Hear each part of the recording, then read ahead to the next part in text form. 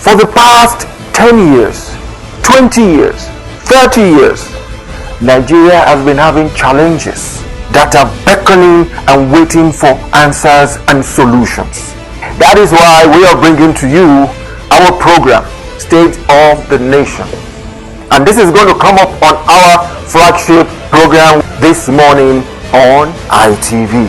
I am hereby inviting you to join me, Bola Bakare, your host, on State of the Nation, so that we can hasten the motions that brings national development. It's going to be a regular basis on Tuesdays. Make it a date with me.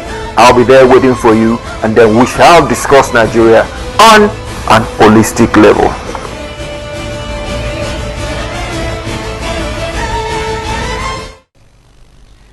This morning we shall dwell on a factor that gives us what is called entertainment.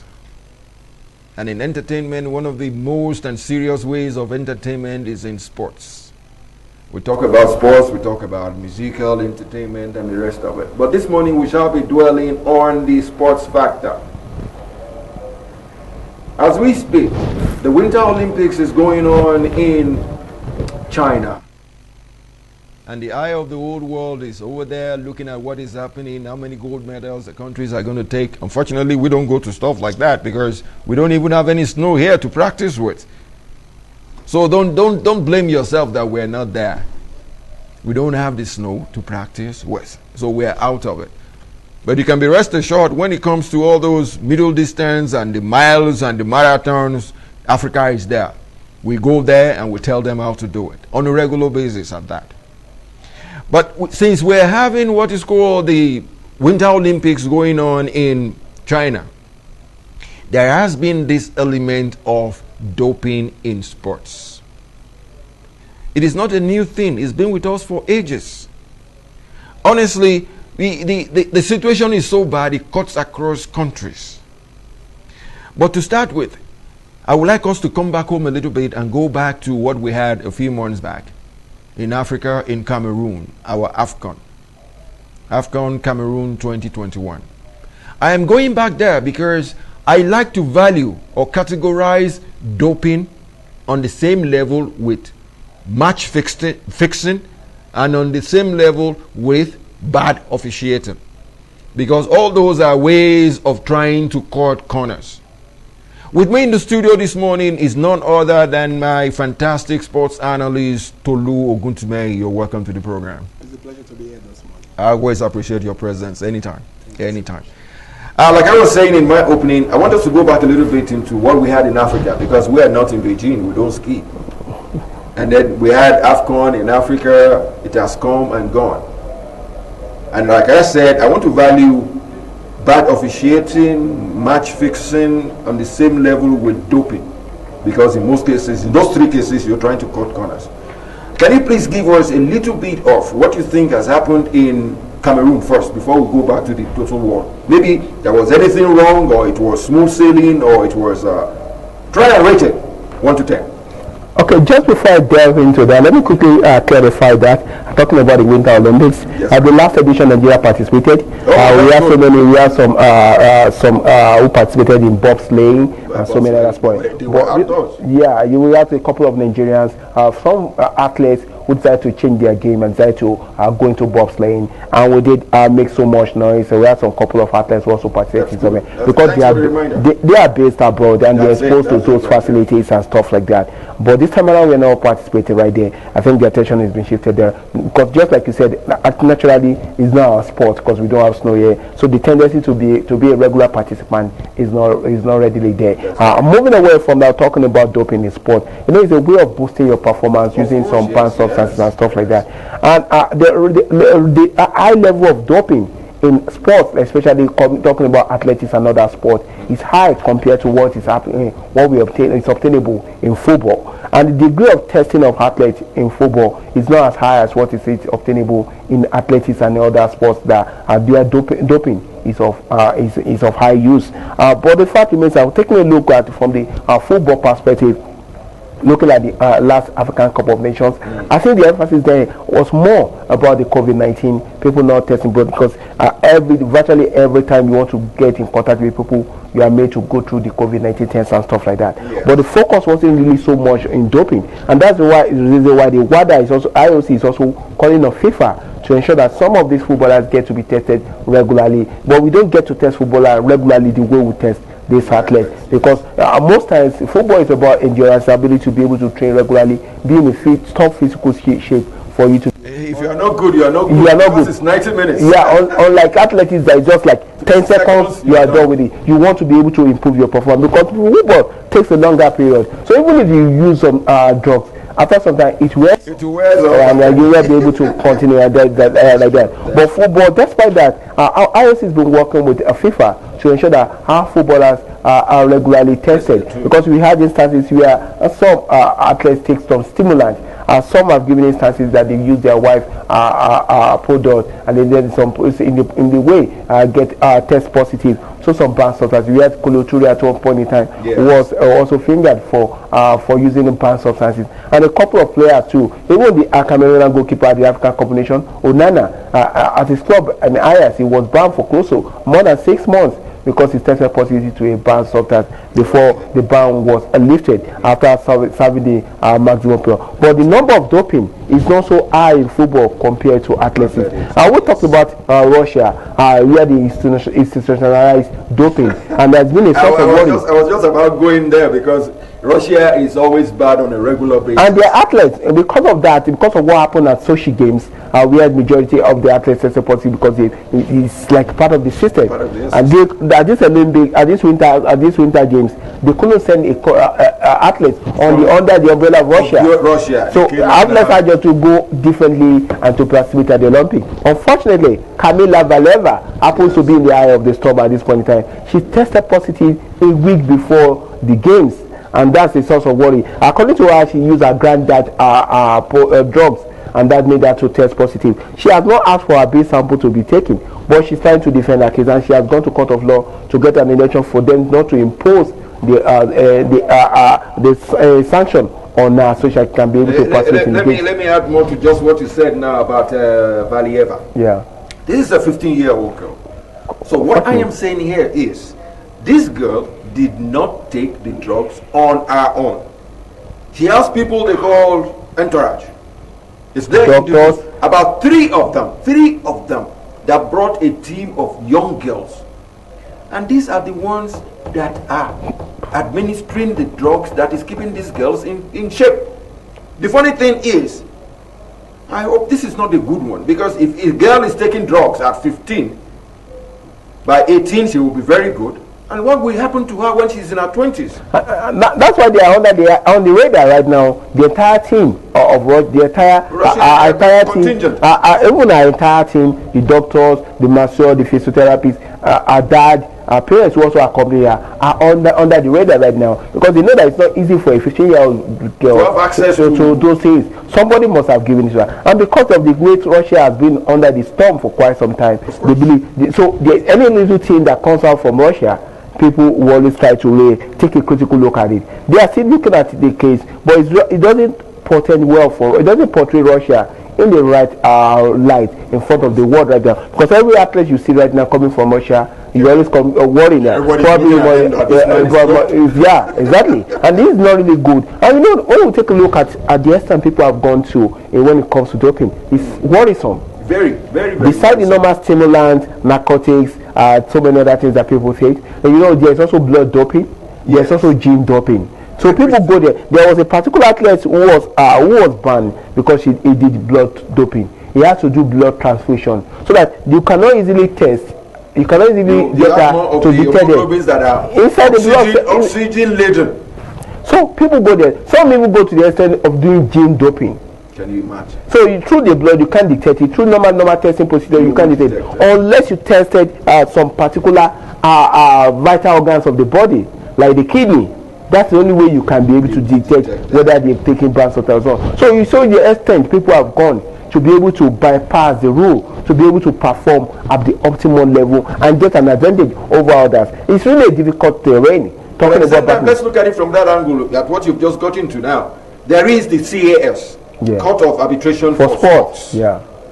Do you think the CAS is doing enough?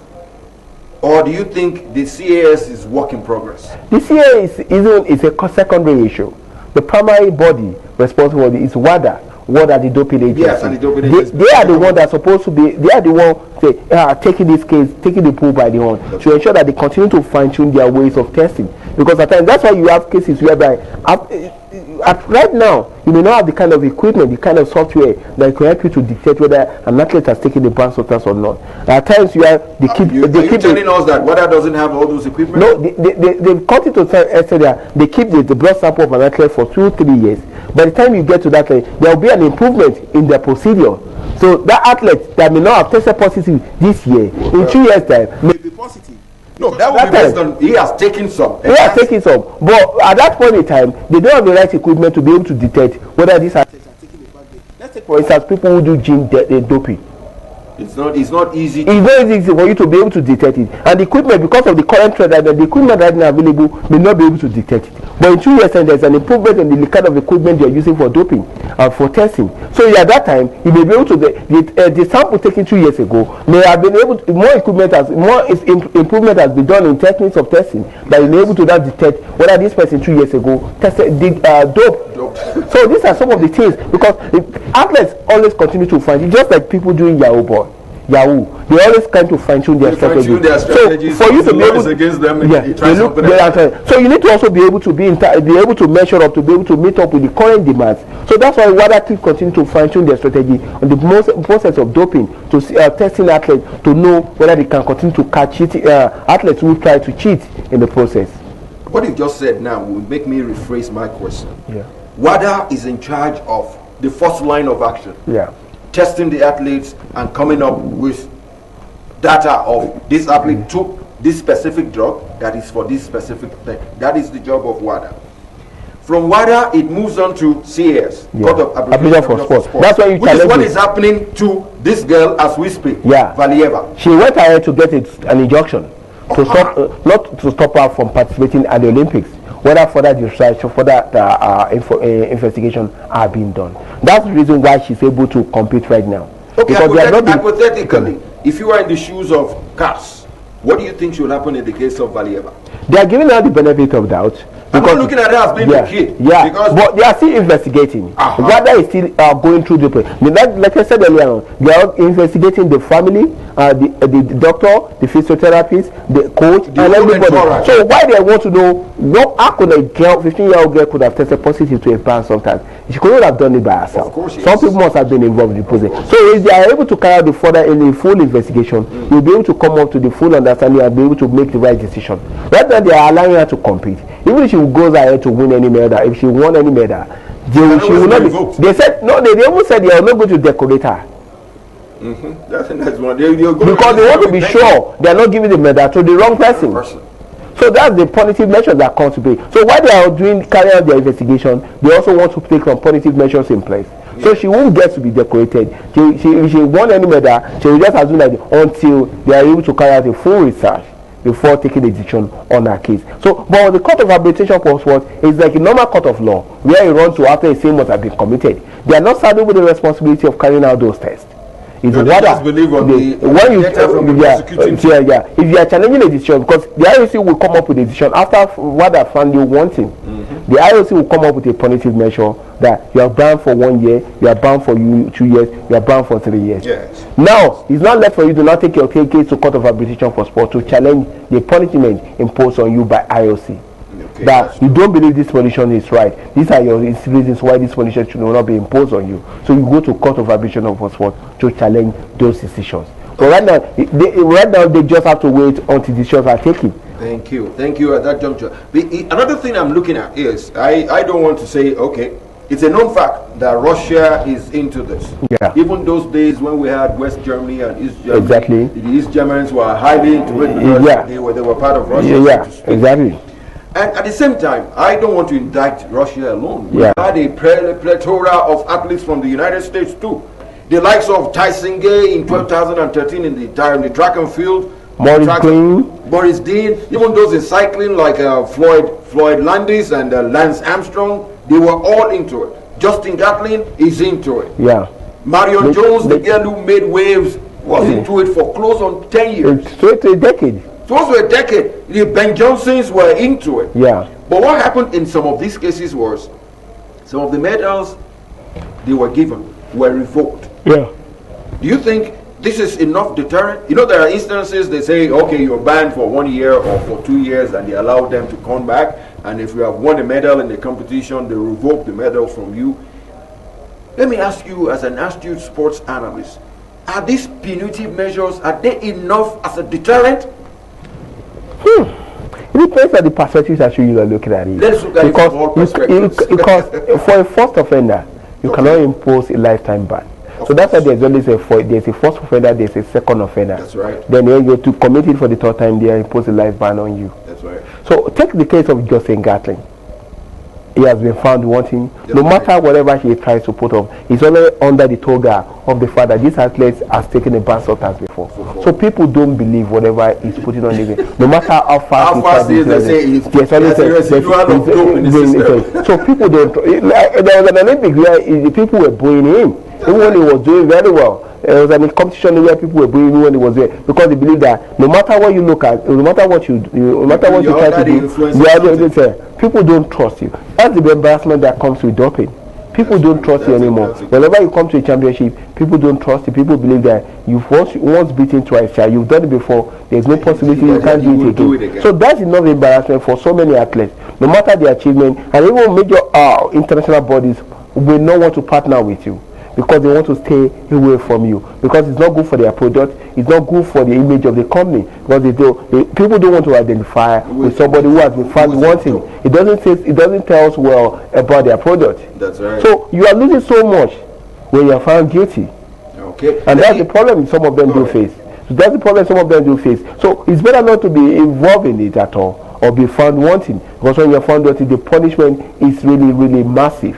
Because the whole world will be the eyes of the whole world will be right on you, and everybody wants to take a look at whatever you're doing. There's a scrutiny of whatever you want to do, and that's really sad. So look, let me localize it at this level. Some time ago, our Paralympians were found to be on dope. We're now trying to localize it. Let's leave the Russians out of it. Let's leave the Americans out of it. Let's talk about ourselves. Do you think the trend of going into doping, because if it starts with one person, it will spread to the team? Exactly. And we've been very good in Paralympics. Yeah. We've been very good. One of the top 5 in the whole world. We're very good at it. Wow. I want you to look at it hypothetically. Are we going towards a case where we start getting some of our athletes banned? Are we looking at it as a challenge that we should find solutions to? Because I believe for every challenge there should be a solution. Look at our own athletes on the local level. Look at what they're doing. Look at it as a challenge, and then foster a solution therein. I think Nigeria, the sports minister has taken a drastic steps in combating doping in Nigeria when it comes to Nigerian athletes. I will try to set up our own anti-doping agency in Abuja to be able to ensure that we have the latest equipment that can be able to test some of these athletes. But that doesn't stop some of these athletes who want to win at all costs, who want to cut corners and be able to. But I think with the level of improvement we've been able to attain, it's easy for us to be able to catch some of these athletes. You talked about Paralympics. It's one of our strong areas when it comes to international sport. We have won so many laurels from competing at Paralympic Games and stuff like that. And that's the more reason why we also need to. And naturally, our athletes are talented. So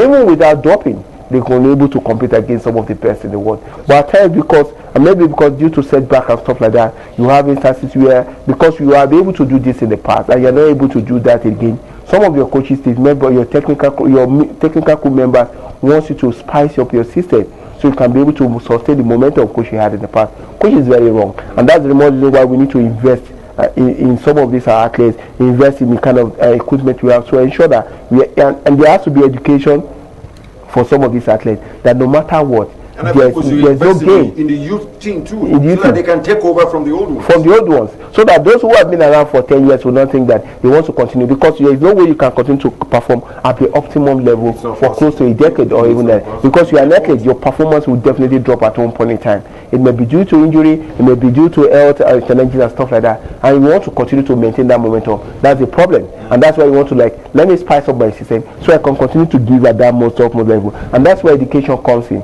That's where seminars comes in, a workshop to educate these people that at get to a point you can't be able to continue to give what you don't have. That's why you need to continue to invest in the grassroots development of the game. New athletes coming up that can be able to compete at that topmost level, and the education comes in, seminar comes in, workshop comes in to be able to educate them. We've had athletes in the past who said he's tested positive to a banned substance because she took Zobo. It's not possible. And he has to say, the question is, what are the condiments? What are some of the condiments that they make up of Zobo? Is there a substance that is not supposed to? Take for instance, a particular tested positive to a substance at one point in time, but the substance was not part of the banned substance. Okay. But he knows that it's a performance enhancing drug, but it's not among the substances that is banned by WADA. So there's a complicated case there. It's a complicated case at that point in time. You can't ban this athlete because she has not flouted the rules. But you also know that this stimulus you are taking is a performance enhancing drug. So at that point in time, WADA was confused about what they are supposed to do. Well, going forward, they have to include that particular substance in the list of substances that an athlete must not take. Okay. So athletes continue to find a way to cut around it. But when you're talking about the case of Nigeria, we need to continue to work with teams of athletes because most instances the education is not there, the exposure is not there. That there are some of them do take some things because they are being told by their coach, take this thing to help you. No, that it's the coaches that they encourage them to do things like this. That okay, this may not be good for my athletes, especially for me going for a competition. There are some drugs as an athlete you are not supposed to take a month before going for a competition. Because it will still be there. It will still be a system, and it will also to some extent enhance your performance. It's among the banned substances. So at times you will see you may fall ill during the process of preparing for competition. They will tell you don't take a particular malaria drug. Or don't take it. It will see the system, and it will at the end of the day you may be found wanting. So this is where education comes in. This is why doctors anti-doping bodies need to continue to work with these athletes before a competition, before going for a competition. So period you cannot take this particular substance going to a competition. So we need to continue. We need a continuous exposure. We need continuous education of these athletes so that we can prevent this thing from happening. Good. Now that we are on the local level. Let me bring in an issue here. It's a little bit at a tangent, but it's still something we can talk about, because we were talking here about the element of going into the grassroots, breeding our younger athletes to take over from the older ones. I wanted to look at the situation. Local games is supposed to take place in the University of Lagos, and due to this imbroglio between the ASU, Ministry of Labor, Ministry of Education, and the rest of it, it looks as if it's going to be cancelled. Does it sound like a good, to use your word, grassroots development? If we are beginning to lose all the young ones from institutions like that? You can never understand, quantify the impact Nuga games will have on the discovering of athletes. In the past, the bulk of athletes are always discovered through Nuga games. From there, some of them get scholarship to go abroad. Unfortunately, the emphasis on sport development at secondary, primary, and also tertiary institutions have not been emphasized to the sense that we have lost that opportunity to continue to bring out athletes, to churn out athletes from those competitions. Until recently, where there is emphasis on, recently, the Minister of Youth and Sports tried to bring back the principal corps. Before, that used to be a good bedrock for us to discover athletes, major athletes. And now it's not just about football alone. We're talking about athletics events being included in the principal corps. So they also give us room to be able to discover athletes at a very young age. Now we are talking about Nuga Games trying to revert back. Minister of Youth and Sports was actively involved in the unveiling of the programs for Nuga Games. That the Vice President of the Federal Republic of Nigeria was also right there involved. It shows the focus on the importance of Nuga Games. For them, for the Minister of Youth and Sport, for the Vice President to have been involved, it shows that we want to revert back to the past where we know that tertiary institutions contribute to the discovery of new athletes, and that's the reason why we must pay attention to it. Unfortunately, the environment is not really enabling, but the Ministry of Youth and Sport is trying to create that enabling environment to ensure that we continue to discover athletes through, because There's no way it can continue to be, because when you look at the ages of the people, the athletes, the student that goes into university, starting from age 16 down, teenage years. This is the right time for you to be able to pick some of these athletes and be able to brush them off to take their game to the next level. Yes. And if you are losing that particular sector of the society, the other ones will start taking enhancing drugs. At the end of the day, so the problem of doping will come back to haunt us in future. So this is one reason why we need to pay attention to secondary school games, tertiary institution games, use the opportunity to discover athletes. Some of these athletes we had representing us at the last Olympic Games participated at some of the legal games. That was where they came. There are some of them, like the 100 meters. I can't even remember the name precisely. It's from Niger Delta side. One of the athletes participated in the legal games. So a friend of mine told me that they both did something together. A junior colleague of mine told me they did something. They were both classmates in the university.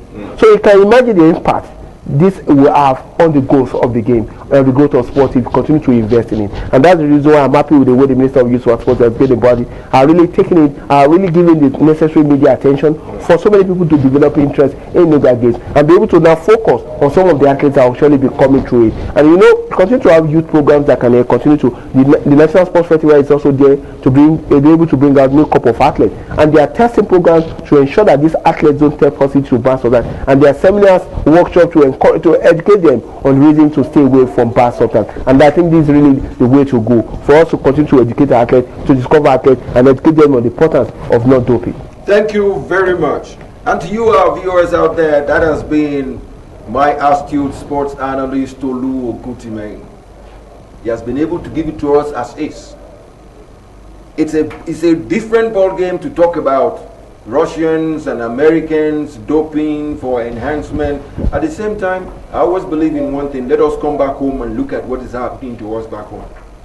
He has been able to give us insights into the fact that it happens with us too. But the thing we need to do to mitigate that is, if we breed the grassroots cream of athletes, it would to take over from the older ones. That would mitigate the fact of the older ones using drug enhancement to keep in the game, because there is nobody to take care of, to take over from them. But we are happy as is that the Ministry of Youth, Sports and Social Development is looking at it closely, and then we are going back into the grassroots to make sure we develop our kids into great athletes. For one simple reason: sports pays. There is a lot of money to be made. So if you are part of our viewership today and you want to go into it, do it on your own without drugs.